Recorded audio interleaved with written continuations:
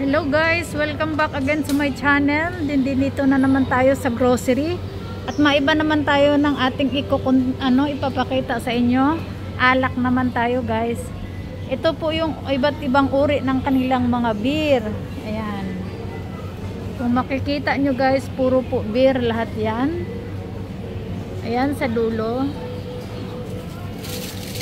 Ayan po yung mga beer nila guys. Merong mga iba't ibang pangalan. Merong Kirin beer, merong Sapporo, merong Asahi, merong mga premium. Ayan po yung mga At saka meron po din silang maliliit lang. Ayan, ang cute 'di ba? Ayan. Beer lahat dito 'yan guys. Ayan. Asahi 'yan. Mga Sapporo. Ayan. At saka dito naman sa kabila, beer lahat yung nakapaikot guys. Ayan. At saka dito naman sa kabila guys, mga cocktail. Pwede pang babae. Ayan. Ito, umiinom ako niyan dati. Pero ngayon bawal na sa akin. Ayan yung mga cocktail yan, fruits. Ayan, cocktail. Mga cocktail yan dito. Pwedeng pang babae. Ayan. Meron pa rin mga beer. Ayan. Yung mga strong nila, yung mga nila yan guys. Iba't ibang lasa. Ayan, ayan po yung mga cocktail na may flavor na mga prutas. Ito, peach naman ito, at saka ito grapes. Meron silang kiwi, meron silang grapefruits. Ayan. Yan po yung mga inumin na pwede sa pangbabae. Ayan. Marami po silang klase ng guys. Pwede pang babae, pwede din sa lalaki. At saka dito yung mga maliliit na ang pronunciation sa kanila dyan guys, champagne.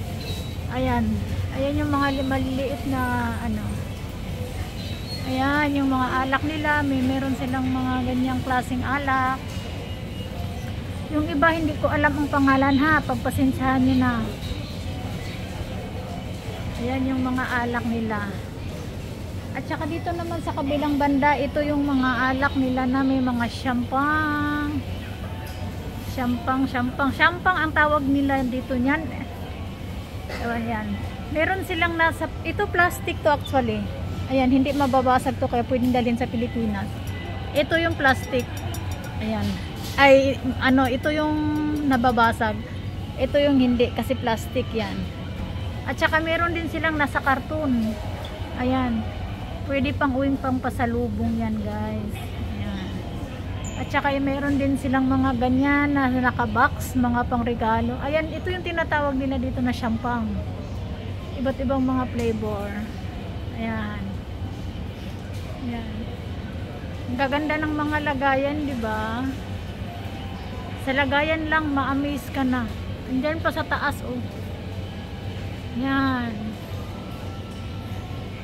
Iba't ibang uri ng alak. Yan. Saan ba dito yung laging iniinom ninyo? Yan, sa taas meron. Yan. Parang hindi ko yata nakita dito yung Carlo Rossi. Ayan, sa baba. Maraming klase yan guys. Ayan oh, sa mga nakakilala. Kasi hindi naman ako nainom, kaya hindi ko alam yung mga yan. Ayan. Sa taas meron din. Ayan. Ang dami ng alak guys. Ayan. Ayan, mga nihonshu ang tawag niyan. Umiinom din Ayan, meron sa atin yan oh, Jimbis, diba? Ayan.